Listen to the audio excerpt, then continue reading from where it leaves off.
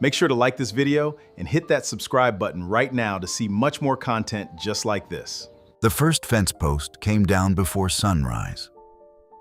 By the time Ruth Carter walked out onto her porch with a cup of coffee cooling between both hands, 6 more were lying in the red Georgia dirt.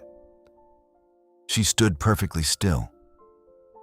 Beyond the pecan trees, the eastern sky had begun to pale, revealing a pickup truck parked beside the south pasture. 2 men were pulling wire loose from posts her husband had driven into the ground 27 years earlier. For one confused second, Ruth wondered whether she was still dreaming. Then she saw the white truck, Harlan Land and Cattle. Her fingers tightened around the mug. No. The word barely left her mouth. She put the coffee down on the porch rail and walked across the yard. At 53, Ruth Carter no longer moved with the easy speed she'd had when she first came to Willow Creek Ranch as a young bride. Years of feeding horses before dawn, lifting hay bales, mending fences, nursing sick calves, and working beside her husband had left their signatures in her knees and hands. But that morning she crossed the pasture faster than she had in years. "Stop!" One of the workers turned. The other kept cutting wire. "I said stop." Both men hesitated now. Ruth approached them, breathing hard. "What are you doing?" The older worker looked uncomfortable. "Ma'am, we're just following instructions." "Whose instructions?" Neither answered. Ruth already knew. A truck door slammed behind her. She turned. Cole Harlan stepped from the white pickup wearing polished brown boots that had probably never seen a day of honest ranch work. He was 36, tall, broad-shouldered, with the same pale eyes his father had carried for decades. The difference was that Walter Harlan's eyes had softened with age. Cole's never had. He walked toward Ruth, holding a folder. "Morning, Mrs. Carter. Tell your men to put my fence back. They're not taking down your fence." Ruth glanced at the posts scattered in the dirt. "What would you call it?" Cole opened the folder. "I'd call it clearing a disputed boundary." Ruth stared at him. "There is no disputed boundary. There is now." The words landed harder than she expected. For almost 30 years, the fence line had separated Willow Creek from the Harlan family's land. Nobody had ever questioned it. Not Walter Harlan, not Ruth's husband Isaiah, not the county, not anyone. Ruth pointed toward an old oak 50 yards away. "The property line runs from that oak straight to the creek. Isaiah and your father surveyed it together." "According to you?" "According to the deed." Cole's mouth lifted slightly. "That's the problem." He handed her a paper. Ruth did not take it. "What problem?"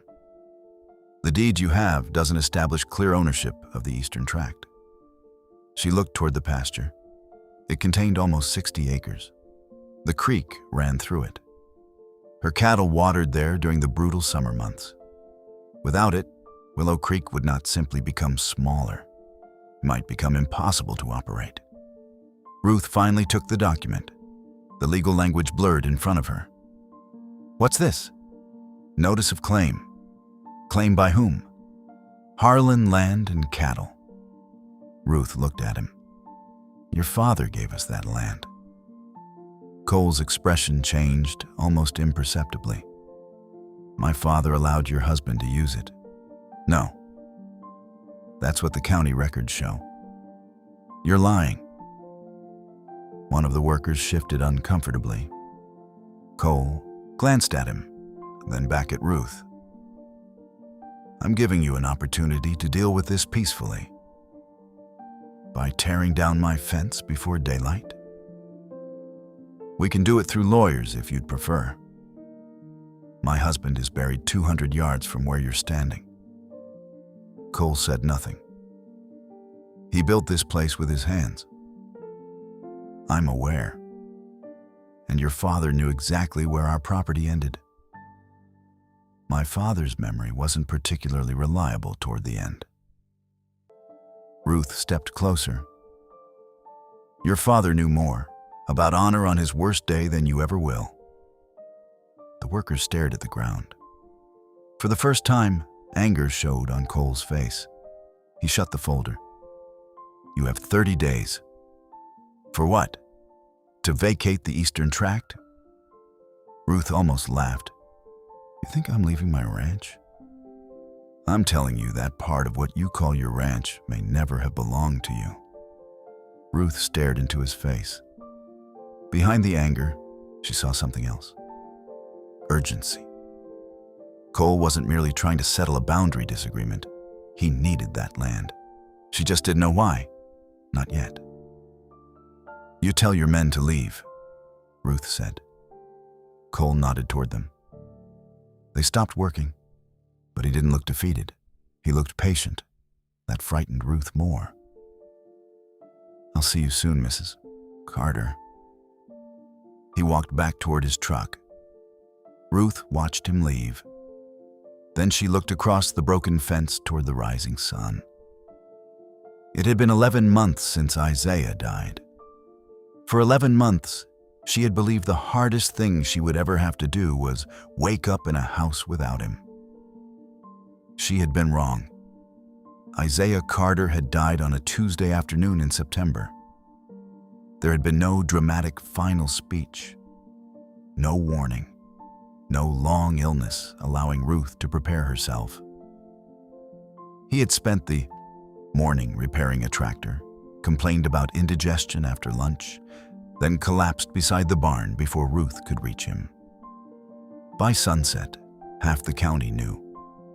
By midnight, Ruth's life had divided itself into two separate eras. Before Isaiah, after Isaiah. For 31 years, he had been the first voice she heard in the morning and the last person she spoke to at night. He sang badly while fixing equipment. He hated neckties. He seasoned everything with too much pepper. He kept old receipts because he believed one day somebody might need them. He left his boots in exactly the place Ruth told him not to. And whenever a storm rolled across the property, he stood on the porch watching it like God had arranged the weather specifically for him. After his death, Ruth discovered that grief wasn't always crying. Sometimes grief was reaching for 2 coffee cups. Sometimes it was hearing a truck and expecting him home. Sometimes it was finding one of his jackets hanging behind the kitchen door and being unable to move it for 6 months. But Ruth had survived.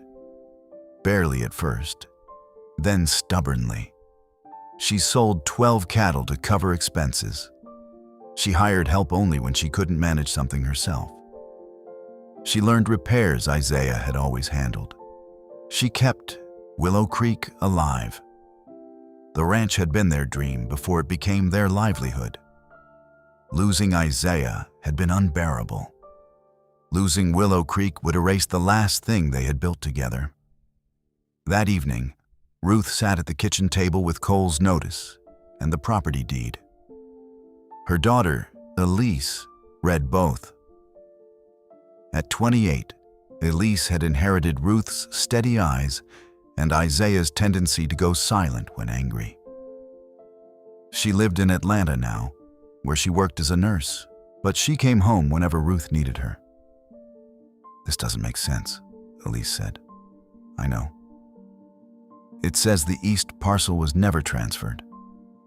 It was. Do you have paperwork? Ruth tapped the deed. That's the paperwork. The description here is vague. It wasn't vague when your father was alive. Elise leaned back. Mom. Ruth knew that tone. Don't. I'm not saying Cole's right. You sound like you're about to. I'm saying we need a lawyer. Ruth looked away. Lawyers cost money. Money Willow Creek did not have. Elise understood immediately. I can help. No, Mom. No, I have savings. So do I. You have ranch expenses. I said no. Elise sighed. Ruth looked toward the window. The sun had disappeared. Beyond the glass, the pasture was dark. Your father handled all the property paperwork. Then maybe there's something in his office. I've gone through it. All of it? Ruth hesitated. Isaiah's office remained almost exactly as he had left it. She had sorted bills, tax records, insurance documents, but several boxes remained untouched.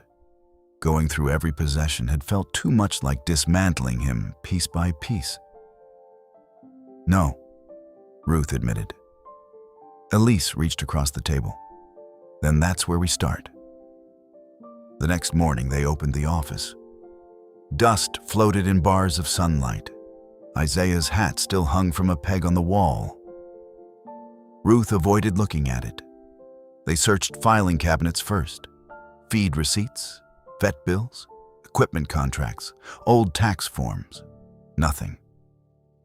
Then boxes, photographs, Christmas cards, warranty papers for machinery that had been gone 15 years. Elise laughed once when she found a receipt from 1999. Dad really did keep everything.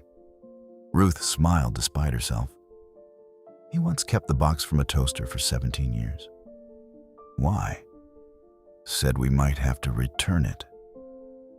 After 17 years? Your father believed strongly in being prepared. The smile disappeared as quickly as it came. 3 hours later, they found a folder labeled East Pasture. Ruth's heart jumped. Inside were photographs, survey stakes, hand-drawn measurements, a yellowed map, but no deed transfer. Elise placed the materials across the desk. This proves Dad believed the land was ours. Believed? You know what I mean. Ruth looked at a photograph. Isaiah stood beside Walter Harlan near the creek. Both men were young. Walter had one hand on Isaiah's shoulder. Behind them stood a fence post. The date written on the back was April 17th, 1996. Ruth remembered that day. That was the spring Walter told them they could expand Willow Creek. At least, that was how Ruth remembered it. Walter had owned more than 4,000 acres then. Isaiah worked for him as a foreman. Ruth worked mornings at a pharmacy in town and afternoons beside Isaiah. They lived in a rented trailer. Then Walter approached Isaiah about land adjoining the small 40-acre parcel they'd managed to purchase. He said, "You earned it," Ruth whispered. Elise looked at her. What? Mr. Harlan. He told your father he'd earned those acres 10 times over. Was anything signed? There was supposed to be. Did you see it? Ruth tried to remember. 30 years blurred easily. Walter and Isaiah at the kitchen table. Documents, a bottle of bourbon, laughter. She remembered Isaiah walking outside afterward and lifting her off the porch. It's ours, Ruthie. We're really doing it. What happened to the papers? Elise asked. I don't know. Cole Harlan knew exactly what had happened to the papers. At least, he thought he did. 2 weeks before tearing down Ruth's fence, Cole had sat inside his father's former office at Harlan House, while a banker explained that his family empire was in danger. Walter Harlan had built one of the largest cattle operations in that part of Georgia. Cole had inherited it 6 years earlier. He had also inherited debt, some of it Walter's, most of it Cole's. New equipment, land purchases, a failed luxury hunting lodge, a cattle expansion made at exactly the wrong moment. Cole had spent years convincing everyone that Harlan land and cattle was stronger than ever. Banks knew otherwise. You have until October, the banker told him. Cole stared through the window. And if I sell the timber parcel? Not enough. The north acreage? Already collateralized.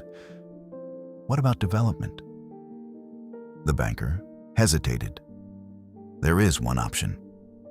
The East Corridor. 60 acres running between the county road and a section developers had been trying to access for years. The land itself wasn't exceptionally valuable. Its location was. A regional distribution company had quietly offered more than $3 million for access through it. Enough to stabilize Cole's entire operation. There was only one problem. Everyone had spent the past 3 decades believing it belonged to Isaiah Carter. After Walter's death, Cole's attorneys discovered that the official county record was incomplete. No properly recorded deed showed Walter transferring those 60 acres. Legally, the door was open. Morally, Cole knew exactly what his father had intended. That was why he had waited until after Isaiah died. He told himself that part didn't matter. Business was business. Land was land. Paper was paper. And dead men couldn't testify. 3 days later, Ruth received an offer. Cole came alone. She met him outside. I don't have anything to say to you. You should hear this. He held out an envelope. Ruth didn't take it. $175,000. For what? You relinquish all claim to the East acreage. Ruth stared at him. You're offering to buy land you say is already yours? Cole's jaw tightened. I'm offering to avoid years of litigation. You think I'm stupid? No. Then don't talk to me like I am. She started toward the barn. Cole followed. Mrs. Carter. Ruth stopped. You've had a difficult year. She turned slowly. Cole realized too late that he had chosen the wrong words. My husband dying doesn't make me confused. That's not what I meant. Then what did you mean? Running a ranch alone isn't easy. I've noticed. You could take the money, sell the remaining acreage. You'd be comfortable. Ruth stared at him. There it was. The thing underneath everything. He didn't just want 60 acres. He wanted her gone. Why? What? Why do you care what I do with the rest? I don't. You're a bad liar, Cole. His eyes hardened. This area is changing. So? There are opportunities coming. For you. For everyone. I don't want your opportunities. You might when you understand what's being offered. Ruth stepped toward him. I understand perfectly. Do you? You waited until Isaiah was in the ground. Cole said nothing. You wouldn't have come here with this nonsense if he were alive. Isaiah being alive wouldn't change county records. But it would have changed whether you had the courage to stand on my porch. That landed. Cole's face reddened. Ruth continued. Your father would have been ashamed of you. You don't know what my father would have thought. I knew Walter Harlan before you could see over a fence. That doesn't mean you knew everything. The sentence hung between them strangely. Ruth noticed. What does that mean? Cole shook his head. Take the offer. No, think about it. I already did. This can become ugly. Ruth's voice dropped. Then you better dress for ugly. She walked away. The first rumor reached town that Friday. By Sunday, there were 5 versions. Ruth Carter hadn't paid her taxes. Isaiah had forged land documents. The Carters had been allowed to stay on Harlan property out of charity. Walter had never intended them to own Willow Creek. At the feed store, 2 conversations stopped when Ruth entered. She bought mineral blocks and left without reacting. But the humiliation followed her home. That night, she sat on the porch where Isaiah used to sit. For years, people had called Willow Creek a success story. Isaiah Carter, the black ranch hand who saved enough money to buy his own operation. The couple who worked from nothing. The family everyone respected. Now, with one legal claim, Cole had changed the story. Suddenly, they weren't owners. They were squatters, charity cases, people who had mistaken generosity for ownership. Ruth hated him for the lawsuit, but she hated him more for that. A vehicle appeared in the driveway. Sheriff Daniel Mercer stepped out. Ruth knew Daniel. Everybody did. He removed his hat as he approached. "Evening, Ruth." "Daniel." "Mind if I sit?" "It's a free porch." He sat beside her. For a while, neither spoke. Then Daniel said, "Cole filed for temporary access." "Access to what?" "The East Field. He doesn't own it." "I know what you're saying." "What I'm saying? I'm not here to argue." "Then why are you here?" Daniel rubbed his hands together. His lawyers are claiming he needs to inspect fencing and water access while the court decides ownership. Ruth laughed bitterly. "So he tears my fence down, then asks permission to inspect it." "I didn't say it made sense." "Are you going to let him?" "If a judge signs the order, I don't have a choice." Ruth looked toward the darkness. Daniel hesitated. "There's something else." She waited. Cole's been asking questions about Isaiah. What kind? Old financial records, employment history with Walter, whether Isaiah ever had debts. Ruth turned toward him. "Why?" "I don't know." "That's a lie." Daniel looked uncomfortable. It sounds like he's preparing to argue that Walter never gave Isaiah the land. He did. I'm not saying otherwise. Then what is Cole saying? Daniel exhaled. That Isaiah took advantage of Walter. Ruth's face went still. What? He hasn't said it publicly, not exactly. But his lawyer suggested Isaiah may have altered the boundary after Walter got sick. Ruth stood. Daniel stood too. Ruth, my husband was the most honest man I ever knew. I know. No, you know his name. I knew the man. I believe you. He worked for Walter for 19 years. I know. He saved Walter's cattle in the flood of '94. Slept in that barn 3 nights during the freeze. Missed Elise's 5th birthday because Walter asked him to drive all the way to Alabama for a breeding bull. Her voice broke. He gave that family half his life. Daniel looked down. I'm sorry. Ruth wiped her face angrily. Don't be sorry. What do you want me to do? Nothing. Ruth, I've spent my whole life watching people decide which version of a black person's success makes them most comfortable.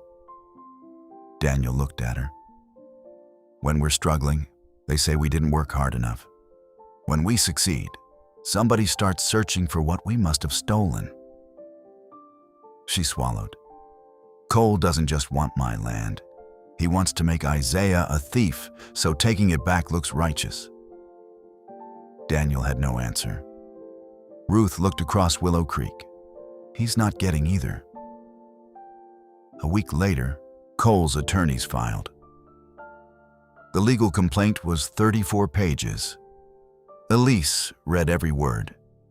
Ruth only needed 3 sentences.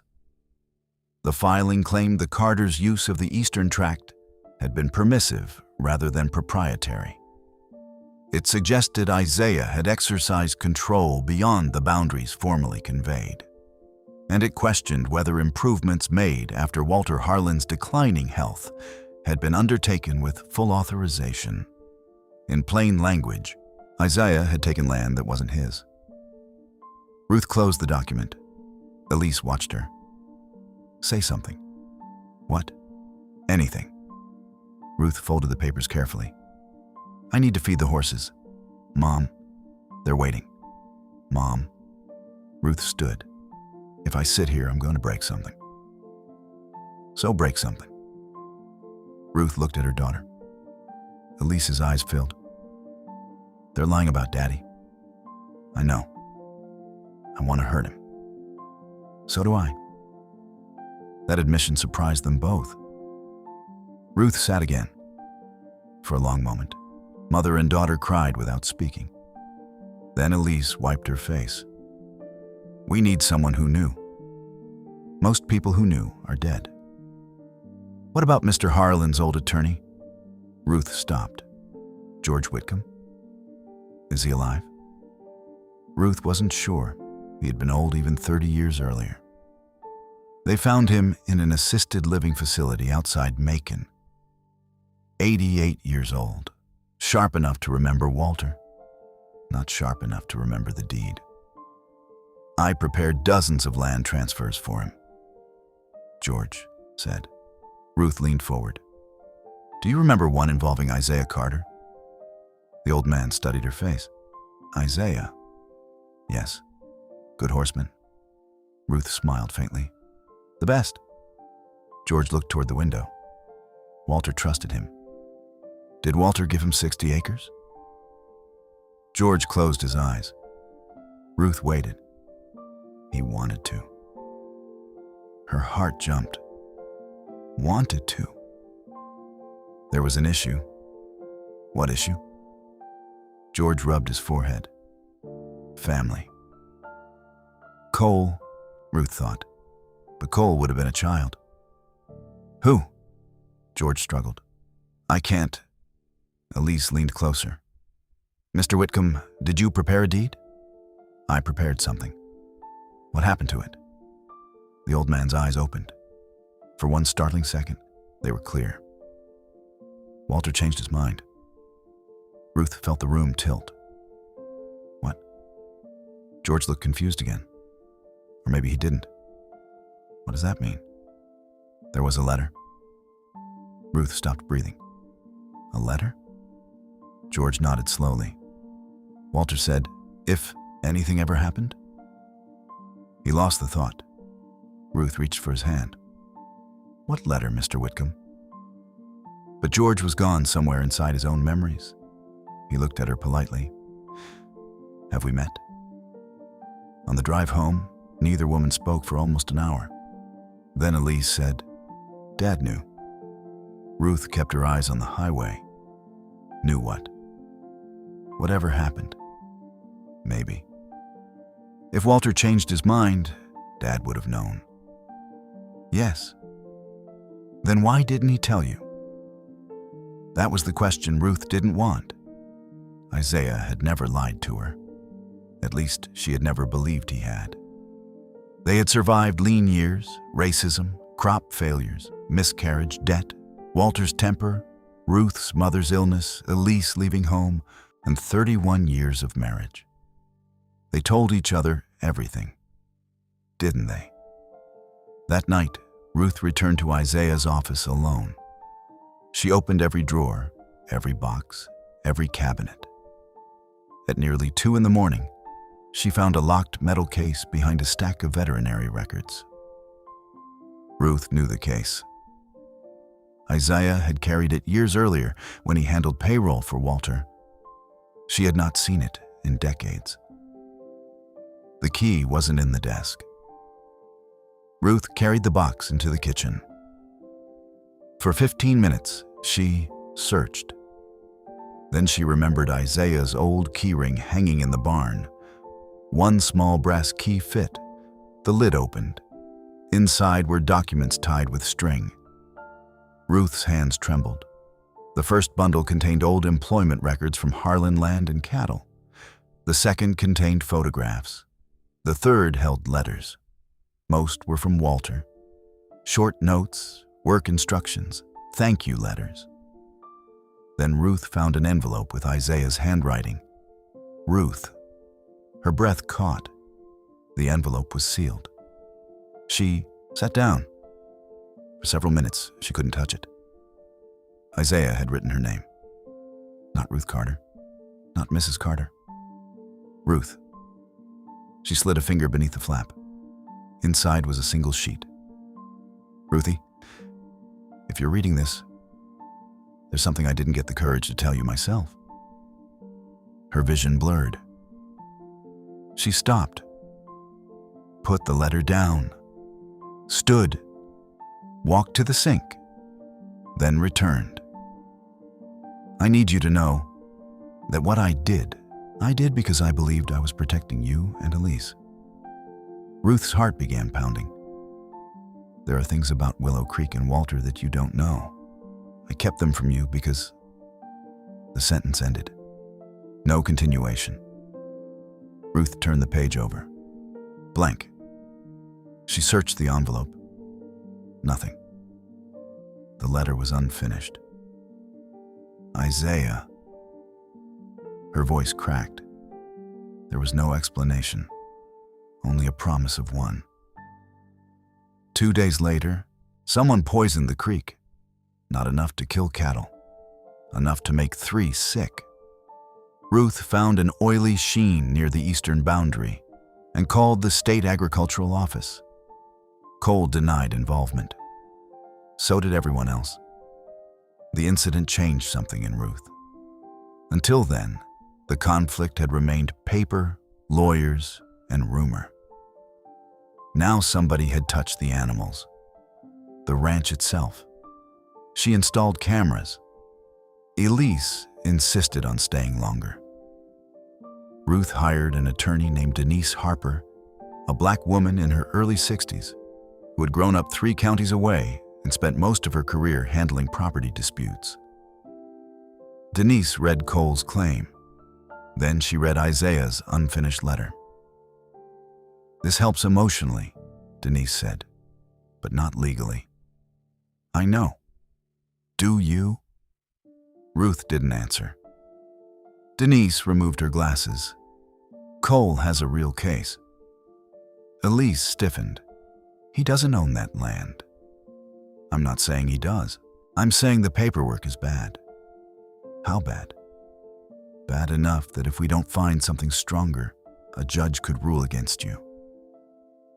Ruth stared at the table. What do we need? The recorded deed would solve most of it. And if it doesn't exist?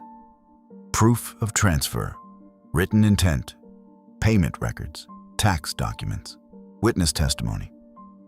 Walter's dead. So is Isaiah. Ruth looked away. Denise softened. Which means we're going to make the dead talk through paperwork. Cole escalated. A contractor appeared near the county road. Survey flags followed, then heavy equipment. Ruth drove down and parked her truck sideways across the access path. Cole arrived 20 minutes later. What are you doing? He demanded. Having lunch. In the road. My road. It's disputed. So is your judgment. The salary contractor tried not to smile. Cole walked closer. Move the truck. No. You want me to call the sheriff? Call the governor. This isn't a game. I know. Ruth stepped out. You've been pretending this is about a fence line. It isn't. Cole said nothing.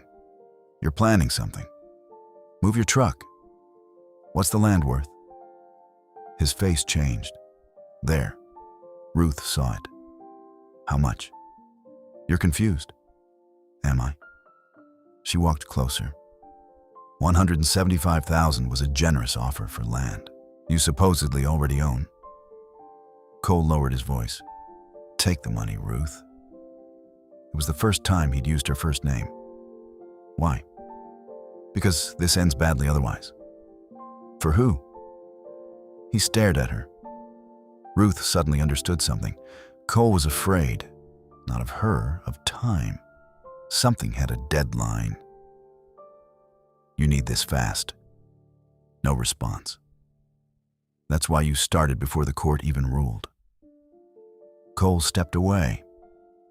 Ruth smiled without humor. What happens if you don't get my land? Cole? He looked back. That question found its mark. Denise uncovered the development contract 3 days later. A logistics corporation called Southern Atlantic Distribution had an option to purchase access through the East Parcel. $3.4 million. The option expired October 31st. Now everything made sense. Cole didn't need Ruth's land because he believed it belonged to his family. He needed it because without it, he might lose his family empire. Elise was furious. Expose him. Denise shook her head. For what? He's trying to steal her ranch. He's asserting a claim that, unfortunately, has enough legal ambiguity to reach court. He lied. About his motive, maybe.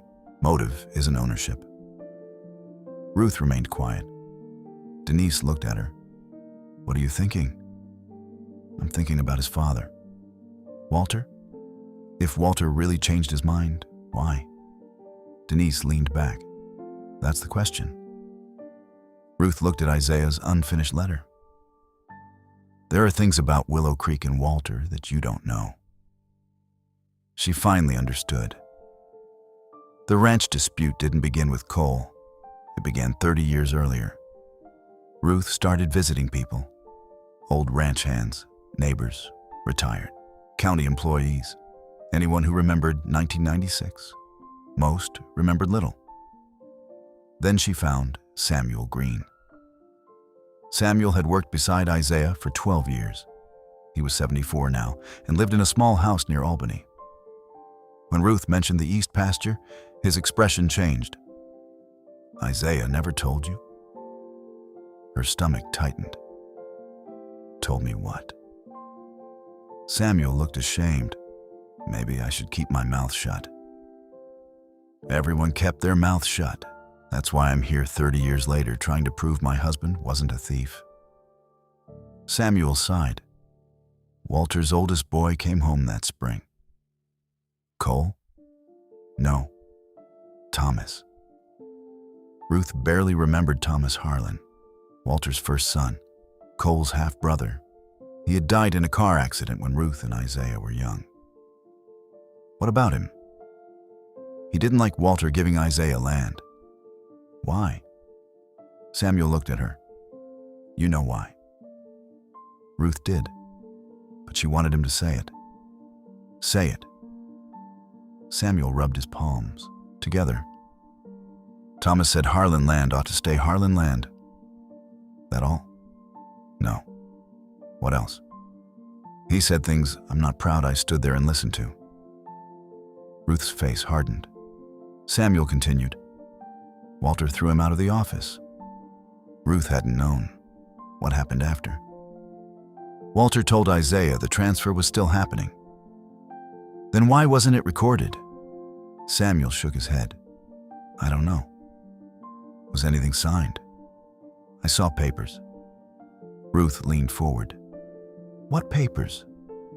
I saw Walter and Isaiah sign something. Her heart pounded. You're sure? I'm old, Ruth, not dead.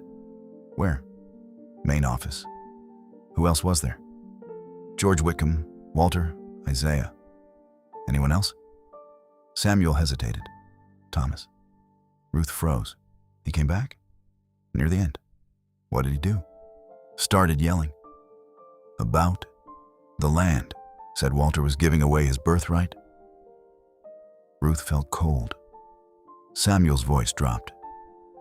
And Walter said something I'll remember till they put me in the ground. What? He told Thomas. Isaiah earned more of this ranch than you ever did.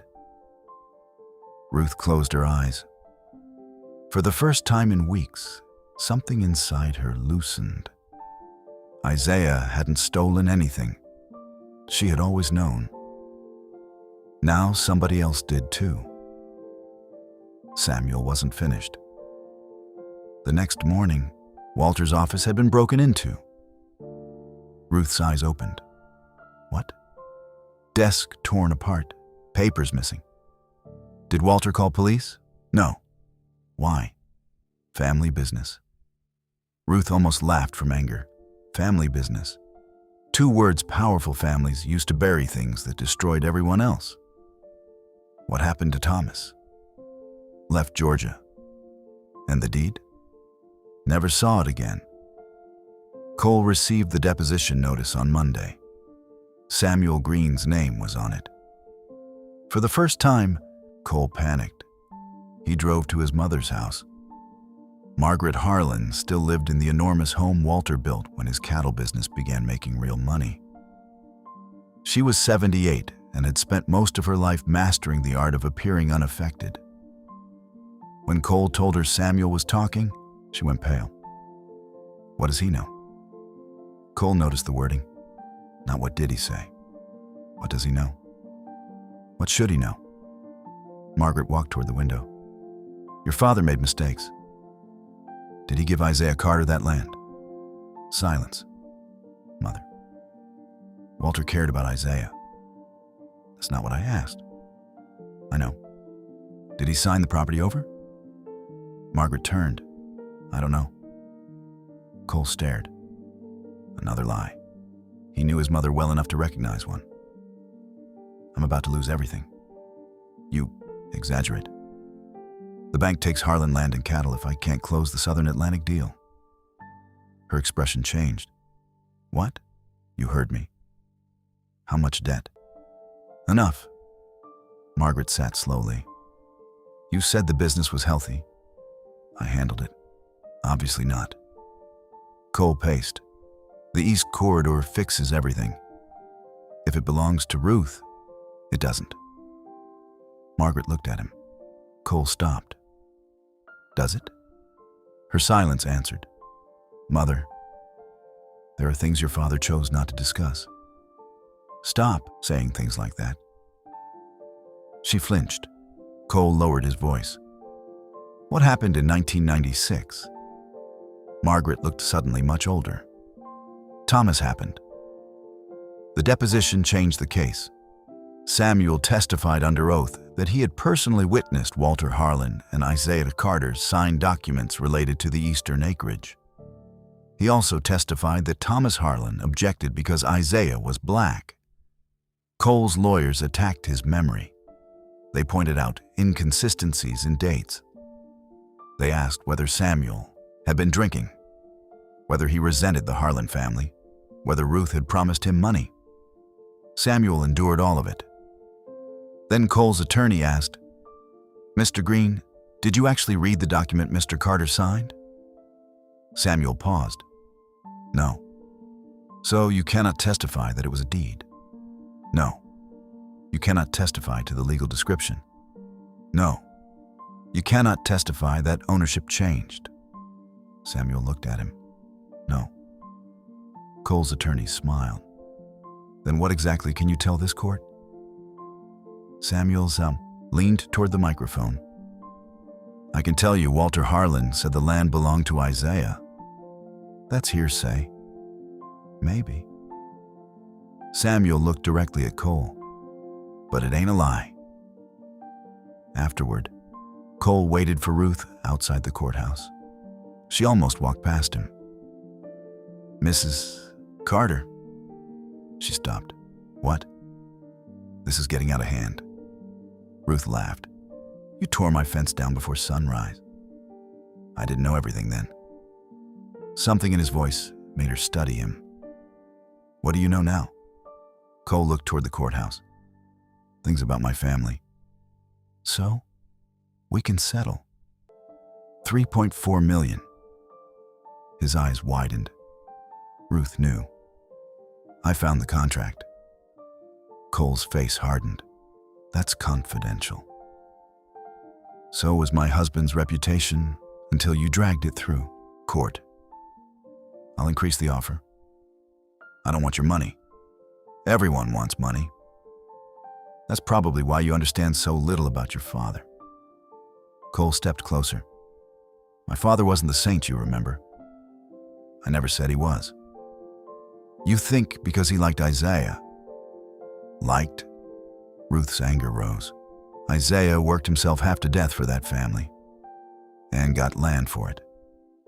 So you admit it? Cole caught himself. Ruth stared. You know. I know nothing. You found something? No. Your mother told you. Cole looked away. That was enough. Ruth stepped closer. What happened to the deed? I don't know. Who does? Cole said nothing. Thomas? Still nothing. Ruth's heart began beating faster. Your brother stole it. Cole's jaw tightened. Ruth suddenly saw the whole shape. Walter had transferred the land. Thomas objected. The office was broken into. The document disappeared. For decades, Isaiah maintained possession. Walter never challenged him. Then both men died, and Cole found the hole in the record. You knew your father wanted us to have that land, Ruth said. Cole's voice dropped. Wanting isn't the same as legally transferring. You waited until Isaiah died because you knew he could tell the truth. Cole looked at her. For a second, she saw shame. Then necessity swallowed it. I have employees, he said. Ruth stared. What?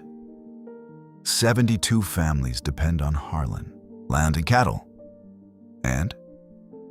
If the company collapses, they lose jobs. So I should lose my home? I'm saying this isn't as simple as you make it.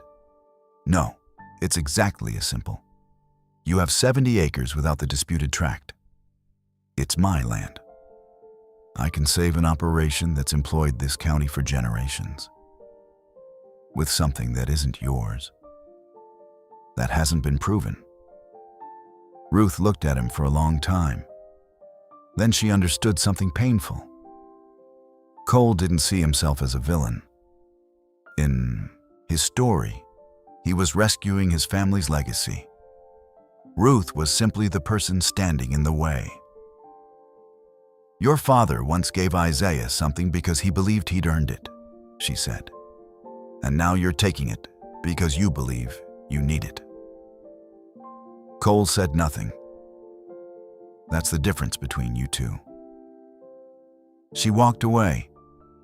The final letters surfaced because of a funeral. George Whitcomb died in late September. His daughter found Ruth's number among notes he had made after their visit. She called 3 days after the burial. My father left instructions involving you. Ruth drove to Macon the next morning with Denise and Elise. George's daughter handed them a sealed storage envelope. He kept this in his home safe. Ruth's hands shook. Written across the front were the words, for Isaiah Carter or his heirs. Inside was a notarized statement from George, and another envelope. The second envelope bore Walter Harlan's handwriting, Isaiah. Ruth couldn't breathe. Denise touched her arm. Open it. Ruth did. The letter was dated April 19th, 1996, 2 days after the photograph beside the new fence. Isaiah, I am writing this because my own house has become a place where a man's word may not survive him. Ruth stopped. Elise covered her mouth. Ruth continued. The eastern 62 acres adjoining Willow Creek are yours. You did not ask me for them. You did not steal them. You did not trick an old man into giving them away.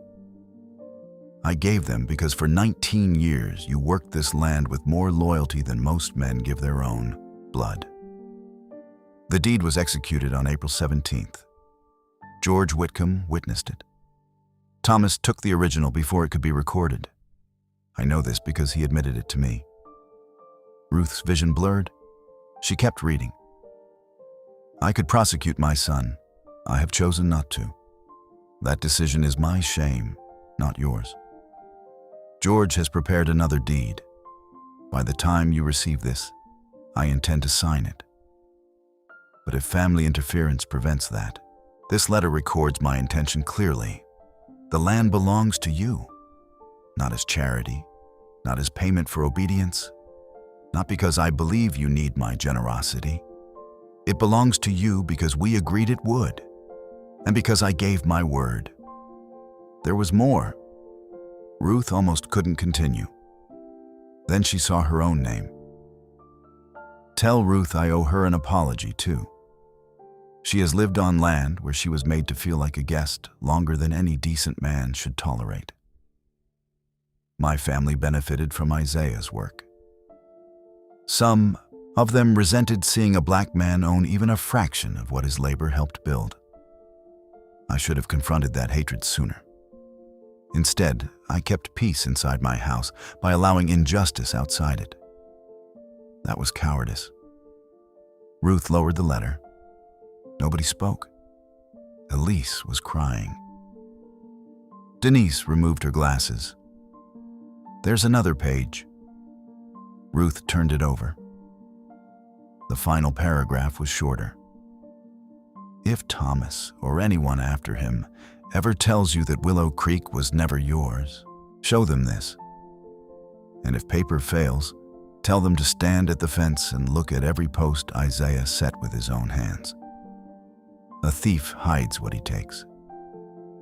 Your husband built his life in the open. Walter Harlan. For several seconds, Ruth heard only the ticking of George Whitcomb's wall clock. Then Denise picked up the notarized statement. Her eyes moved quickly. Oh my God. What?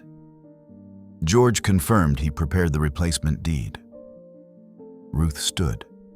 Where is it? Denise looked through the documents again. It's not here.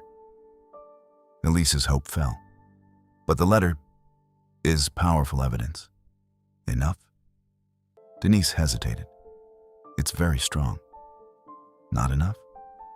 We still need to prove legal transfer. Intent helps. Continuous possession helps. Taxes help. Improvements help. Walter's admission helps enormously. Ruth understood. Even now, Walter's letter wasn't magic. Truth and law were not always the same thing. But for the first time, she no longer felt like she was defending herself. Now Cole had something to explain. The letter became public during the hearing. Denise read portions into the record. Cole sat behind his attorneys. Margaret Harlan sat in the back row. When Denise reached Walter's confession about Thomas stealing the deed, Margaret lowered her head. Then Denise called her as a witness. Cole turned. Mother? Margaret would not look at him. She took the oath. Denise approached. Mrs. Harlan, did your late husband intend to give the eastern parcel to Isaiah Carter? Margaret swallowed. Yes. The courtroom changed. A murmur moved through the benches. Cole's attorney rose. Objection! The judge waved him down. Denise continued. Did you know Thomas Harlan took the original deed? Margaret closed her eyes. Yes. Ruth stared. How? I saw him burn it. Elise gasped. Even Cole looked stunned. Denise waited. Tell the court what happened. Margaret's voice shook. Thomas came home angry. He said his father had disgraced the family.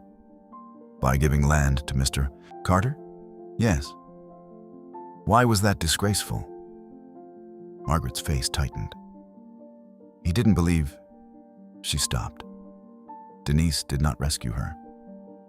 Didn't believe what? Margaret whispered. That black employees should become neighboring landowners. The silence in the courtroom was complete. Ruth looked at Cole. He stared at his mother as though seeing his family for the first time. Margaret continued. Walter and Thomas fought. Thomas took the papers. Later that night, I found him behind the equipment shed. Doing what? Burning them. Did you tell Walter? Yes. What did he do? He struck Thomas. What else? He told him to leave. Did Walter contact authorities? No. Why? Margaret began crying. Because I begged him not to. Ruth's anger hit so hard she almost stood. Margaret looked toward her. I was afraid Thomas would go to prison. Ruth whispered, "So you let Isaiah pay for it." The judge glanced at Ruth but did not reprimand her. Margaret cried harder. "I thought Walter would fix it." "Did he?" "He tried." "How?" "He had George prepare another deed." Denise stepped closer. "What happened to that deed?" Margaret looked toward Cole, then toward Ruth. "I hid it." Everything stopped. Cole stood. "What?" His attorney pulled him down. Denise stared at Margaret. "You hid the replacement deed?" "Yes." "Why?" "I thought if Walter died, Thomas would come back. I thought the land would cause more fighting." "So you removed it?" "Yes." "Where?" Margaret was trembling now. "For years it was in my safe." Ruth's hands gripped the bench. "And now?" Margaret looked directly at Cole. "When Walter died, I put documents from the safe into storage." Cole's face drained. "Which storage?" "The old bank box." Cole whispered something Ruth couldn't hear. Denise asked, "Does that box still exist?" Margaret nodded. "The bank had notified me about it last year. I transferred access to Cole." Every face turned toward him. Cole went still. His attorney leaned toward him urgently. The judge spoke. "Mr. Harlan, I strongly suggest you confer with counsel before anyone says another word." The bank box was opened under court order. Inside were Walter's military papers, jewelry, old bonds, family photographs, and a folded deed. April 17th, 1996. Walter Harlan to Isaiah Carter. 62 acres. Signed, witnessed, notarized, never recorded. Ruth held a certified copy in both hands. For weeks, she had imagined she would feel victorious if they found it. She didn't. She felt tired. 30 years of truth had been sitting in darkness because people with power decided silence was more convenient. Isaiah had known at least part of it. Walter had known. George had known. Margaret had known. Thomas had known. And Ruth had been allowed to live her life without understanding that the land beneath her feet had once been the center of a battle over whether a black man was entitled to own what he had been given. Denise noticed her expression. "You won?" Ruth looked at her. "Did I?" "The land is yours. It was always mine." Denise smiled sadly. "Yes." The court dismissed Harlan Land and Cattle's claim. Cole was ordered to restore the damaged fence and cover part of Ruth's legal costs. But the financial consequence arrived, separately. Southern Atlantic withdrew its offer. Without the access corridor, Cole couldn't close the transaction. Within weeks, Harlan Land and Cattle entered restructuring negotiations with creditors. People in town talked. Some celebrated Cole's humiliation. Ruth didn't. She understood too well what losing land felt like. One October afternoon, Cole came to Willow Creek alone. Ruth was replacing boards on the barn. He stood several yards away. She kept working. "I came to apologize." Ruth drove another nail. "For which part?" He flinched. "All of it." "That's convenient." "I know." She put the hammer down.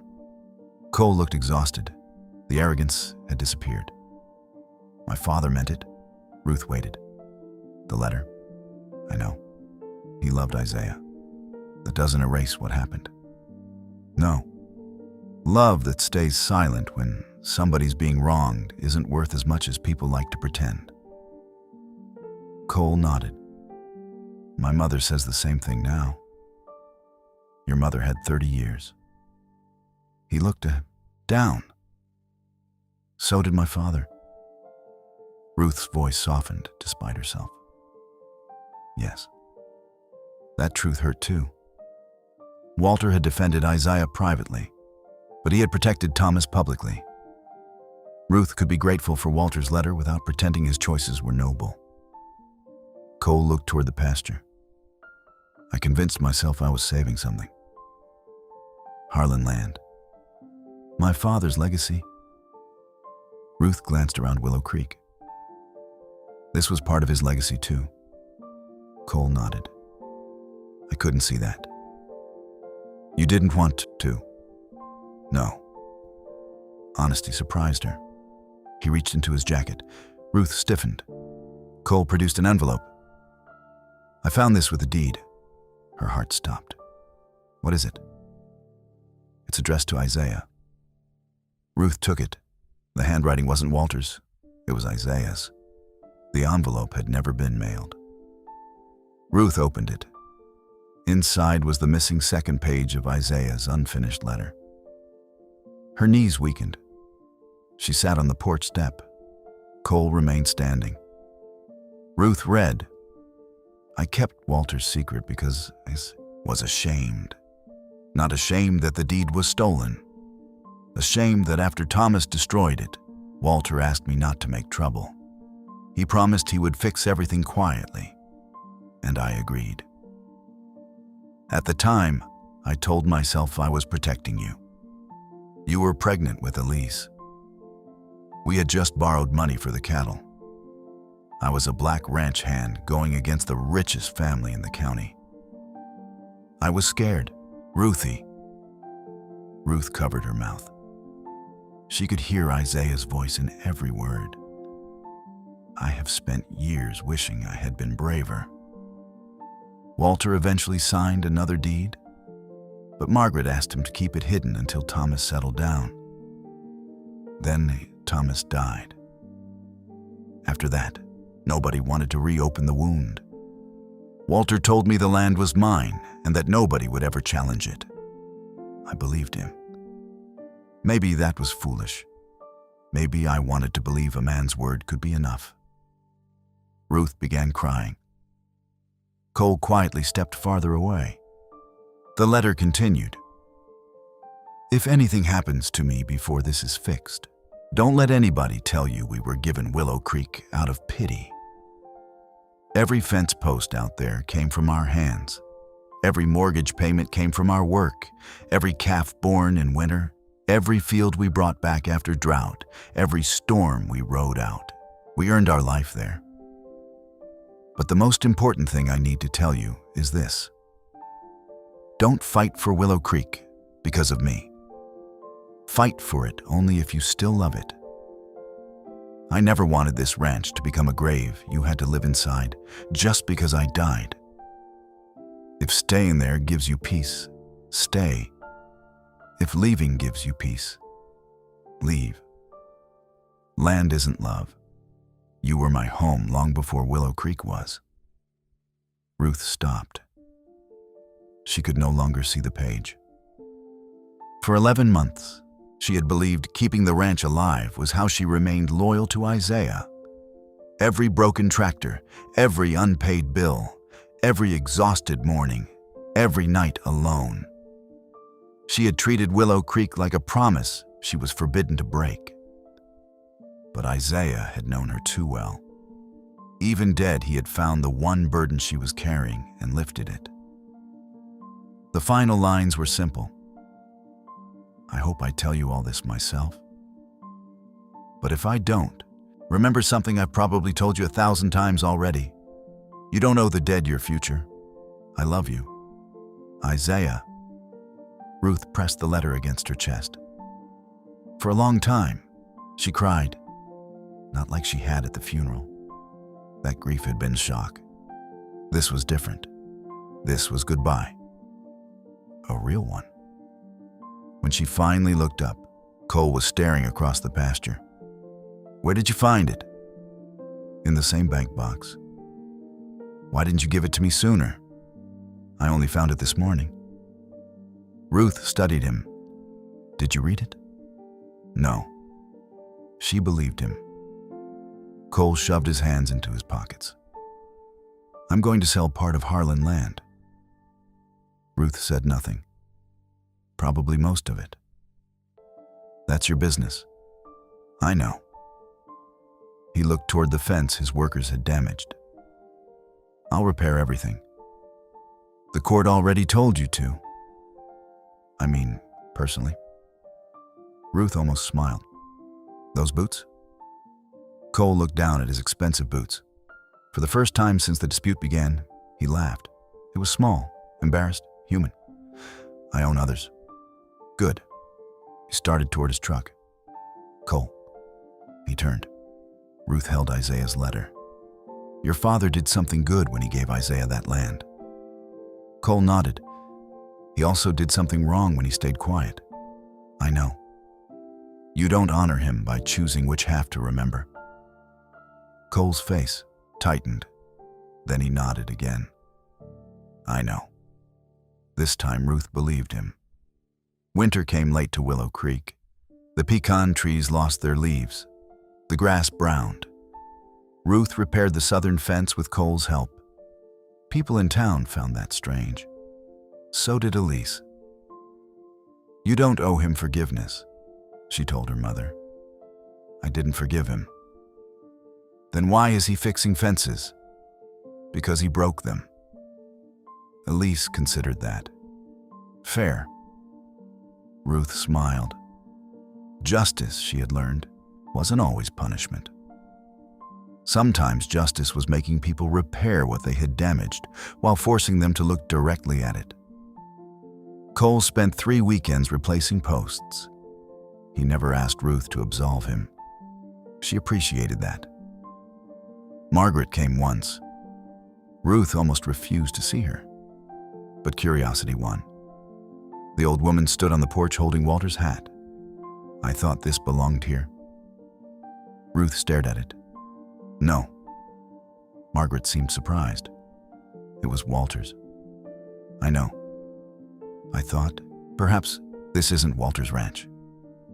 Margaret looked wounded. Then she understood. Of course. Ruth softened slightly. Give it to Cole. Margaret nodded. She started to leave. Mrs. Harlan. Margaret turned. Why did you really hide the deed? The old woman looked toward the pasture. For a moment, Ruth thought she would repeat the story about protecting Thomas. Instead, she said, because I was weak. Ruth waited. Margaret's eyes filled. I grew up believing keeping a family together was more important than being right. My father taught me that scandals destroyed families. And I learned too late that silence does the same thing. Ruth said nothing. Margaret wiped her eyes. I am sorry. Ruth looked at the woman who had protected her own son by helping bury another man's rights. I believe you. Margaret's face lifted hopefully. Ruth continued. That doesn't make us even. The hope disappeared. I understand. Margaret walked away. Ruth watched her go. There were apologies that healed. There were apologies that merely acknowledged the wound. Both mattered, but they were not the same. In spring, Ruth made a decision. She sold 20 acres, not the disputed land, a wooded section on the north side she'd never used much. Elise nearly panicked. After everything we fought for, you're selling land? Ruth smiled. Exactly. What does that mean? It means I'm finally remembering it's mine. The sale cleared the ranch's remaining debt. Ruth renovated the old foreman's cottage. She hired 2 young ranch hands. Then she created the Isaiah Carter Agricultural Scholarship through the county's community foundation. It wasn't enormous, but each year it would help one student from a working family study agriculture, veterinary science, or land management. At the first award ceremony, Ruth stood before 40 people in the county agricultural hall. She hated public speaking. Isaiah had loved it. She unfolded a page. I spent almost a year believing the most important thing my husband left me was land. She looked toward Elise. Her daughter smiled. I was wrong. The room was silent. What Isaiah left me was proof that a person's dignity doesn't come from what somebody powerful is willing to give them. She glanced toward Cole. He had come quietly and sat in the back. It comes from knowing what you built, what you earned, what you survived, and who you were when nobody was watching. Ruth paused. Our land was nearly taken because paperwork disappeared 30 years ago. But the deeper problem wasn't paperwork. Margaret lowered her eyes. It was silence. Ruth looked around the room. A man saw injustice and tried to fix it quietly. Another man experienced injustice and endured it quietly. A mother saw wrongdoing and hid it quietly. And 30 years later, that silence nearly cost my family everything. Nobody moved. So, if there is anything I hope young people learn from Isaiah's story, it is this. She folded the paper. Don't assume truth survives on its own. Her voice strengthened. Sometimes somebody has to stand beside it. That evening, Ruth returned to Willow Creek alone. The sun was setting behind the west pasture. She walked to Isaiah's grave. For months, she had come there carrying questions. Why didn't you tell me? Why did you leave me? What am I supposed to do now? This time, she brought no questions. She sat in the grass. I sold 20 acres. Wind moved through the trees. I can hear you complaining already. She smiled. You would have said I should have asked more. Her smile faded. I was angry with you. She touched the grass beside the stone. For not telling me. A bird called somewhere near the creek. I think I understand now. Isaiah had been afraid. That realization hadn't made Ruth respect him less. It made him more human. He had been a black man in 1996, trying to build something beside a family far richer and more powerful than his own. He had a pregnant wife, debt, a new ranch, and every reason to fear what a public fight might cost. Courage looked simpler after danger had passed. Ruth knew that now. I wish you trusted me enough to be scared with you. Her voice broke. But I forgive you. She sat until the sun disappeared. Then she stood. At the gate, she looked back. You were wrong about one thing. She smiled through tears. Willow Creek was our home too. A year after Cole first tore down Ruth's fence, the same pasture looked almost exactly as it had before. New posts followed the old boundary. Cattle grazed near the creek. The oak remained. But Ruth had changed. She no longer walked Willow Creek as the keeper of Isaiah's memory. She walked it as its owner. Not because Walter Harlan had given it, not because a court confirmed it, not because a letter proved it. Because she finally understood what Isaiah had spent years trying to tell her. Ownership wasn't merely having your name written on paper. It was refusing to let somebody else write your story. For decades, people had told stories about the Carters, that Walter gave Isaiah a chance, that the Harlans helped him get started, that Willow Creek existed because a wealthy white rancher had been generous to a black employee. There was truth in parts of that, but not the whole truth. The whole truth was messier. Isaiah had worked 19 years. Ruth had worked beside him. They borrowed money, risked everything, survived droughts, paid taxes, raised cattle, raised a daughter, built fences, lost pregnancies, buried parents, buried friends. And finally, Ruth had buried Isaiah beneath the land they had spent their lives building. Walter Harlan had given them 62 acres, but he had not given them their life. They had made that themselves. One afternoon, Ruth saw a young black boy standing outside the fence with his father. The boy couldn't have been older than 10. They were looking at the horses. Ruth walked over. "You like them?" The boy nodded enthusiastically. "That one especially." He pointed toward a chestnut mare. "Her name's Ruby." "Can I pet her?" His father immediately said, "Don't bother the lady." Ruth smiled. "It's no bother." She opened the gate. The boy hesitated. "You can come in." He stepped through. His father followed. The boy approached the mare carefully. Ruth showed him how to hold his hand. Ruby sniffed his fingers. The boy laughed. "You own all these horses?" "Some of them." "And this ranch?" Ruth looked across Willow Creek. The question felt different now. "Yes." The boy stared at the acres stretching toward the horizon. "All of it?" Ruth smiled. "Every fence post." His father laughed. The boy looked impressed. "I want a ranch someday." Ruth looked at him. There had been a time when Isaiah Carter said those exact words. People laughed then too, not kindly. Ruth opened the gate wider. "Then you better come see the barn." The boy hurried ahead. His father thanked her. Ruth followed slowly. On the barn wall, beneath Isaiah's old hat, she had framed copies of 2 letters, Walter's and Isaiah's. She had considered locking the originals away, where nobody could touch them. Instead, she put the truth where everyone could see it. At the bottom of Isaiah's letter, Ruth had added a small brass plaque. It contained only one sentence. Not Walter's, not the judge's, not hers, Isaiah's.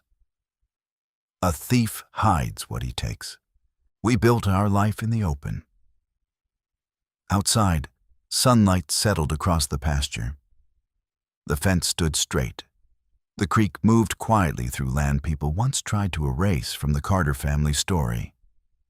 And Ruth walked toward the barn without looking back. For the first time since Isaiah died, she wasn't fighting to preserve the past. She was walking toward whatever came next.